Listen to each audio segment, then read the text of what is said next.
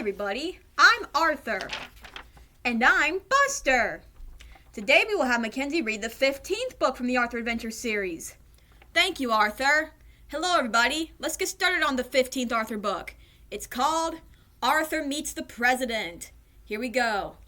Arthur Meets the President by Mark Brown.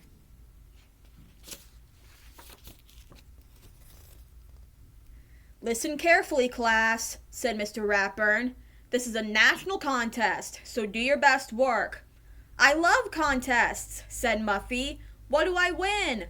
The winner visits the White House in Washington, said Mr. Ratburn. What do we write about? Asked Arthur. The subject is how I can help make America great, said Mr. Ratburn. Everyone started writing. Arthur started thinking. He thought about the time he and D.W. helped old Mrs. Tibble clean her yard. He thought about how much more they could do in the neighborhood if the whole class helped. Then he began to write.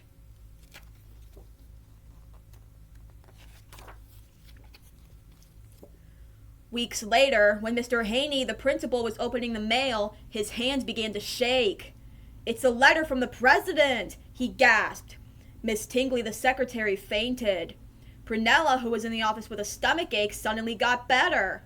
"Open it!" she shouted.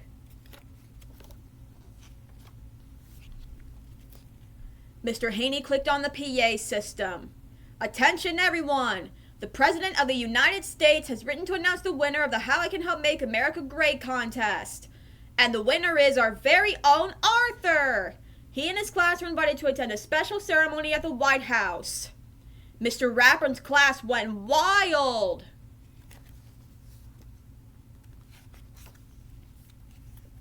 "Congratulations, Arthur," said Mr. Ratburn. "You'll have to work hard to memorize your paper so you can recite it to the president next Wednesday." "Memorize? Recite?" asked Arthur.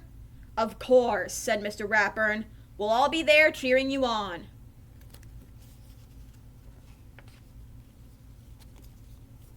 "You're on TV!" screamed D.W. when Arthur got home. "Listen! He will recite his winning essay to the president and all of America," the announcer was saying. "I feel sick," said Arthur. "Not as sick as you'll feel when you're giving your speech," said D.W.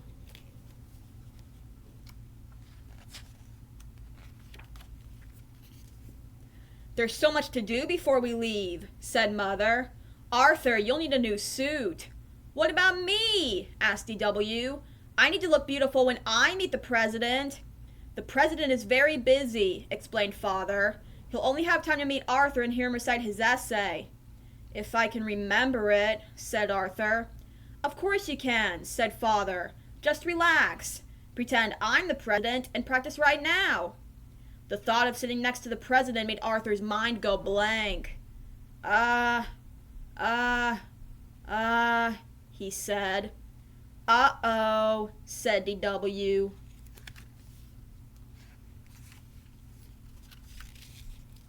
Monday at school, everyone was busy planning the trip. "Oh boy, no homework for 3 days," said Francine. "Not quite," said Mr. Ratburn. Everyone groaned. "Each of you will have to do a report," he explained. "As we tour Washington on Wednesday, you will be our guides. So get to work. I'll see you all at the airport tomorrow morning."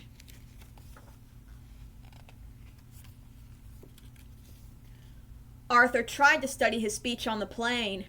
"Don't forget to mention me to the president for the Teacher of the Year award," Mr. Ratburn reminded him. "Aren't you excited?" asked Buster. "I'm too nervous to be excited," said Arthur. "You need help," said D.W. "I'll make the speech for you. I have a lot of ideas about how to run the country."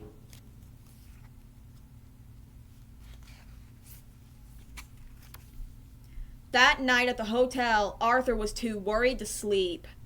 "What in the world are you doing?" asked Father.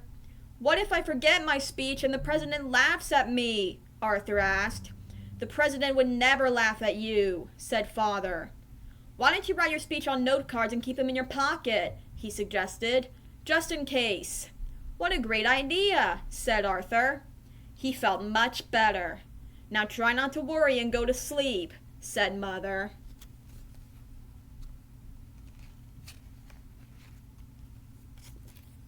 The next morning, everyone met in front of the Jefferson Memorial. Arthur, you look so handsome, said Francine. Ready to meet the president? Said Mr. Ratburn. I guess, said Arthur. He reached into his pocket to make sure the note cards were there. Time for your reports, called Mr. Ratburn. Only 1 more hour until we're due at the White House.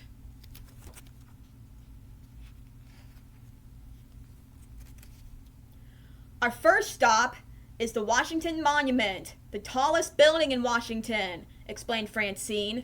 898 steps to the top. Everyone ready? Are you kidding? Said D.W. I'm taking the elevator.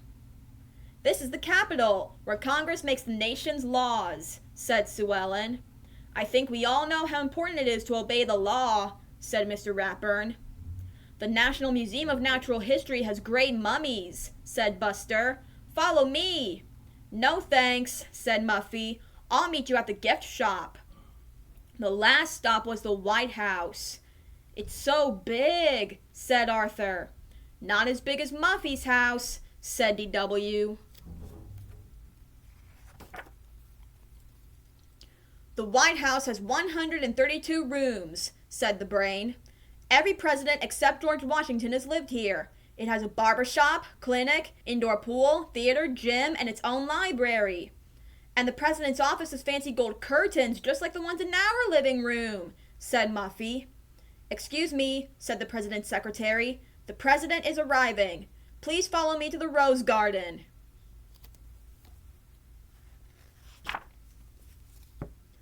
Arthur gulped. It was almost time. He took out his note cards. Suddenly, a strong wind blew through the garden. Here comes the president, squealed Muffy. My speech, gasped Arthur. Relax, said Mr. Ratburn. You'll be fine. D.W. wasn't so sure. She had a plan.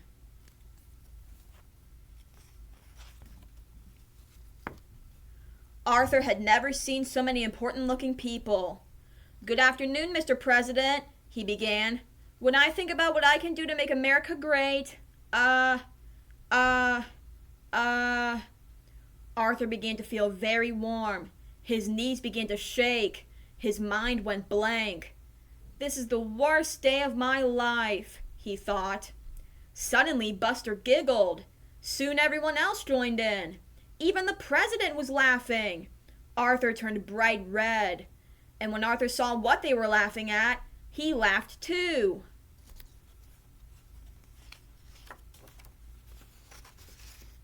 Now Arthur felt much better. He recited his whole speech without forgetting a single word. And in conclusion, he said, we can all help make America great by helping others. Good, said D.W. Then help me down. The end.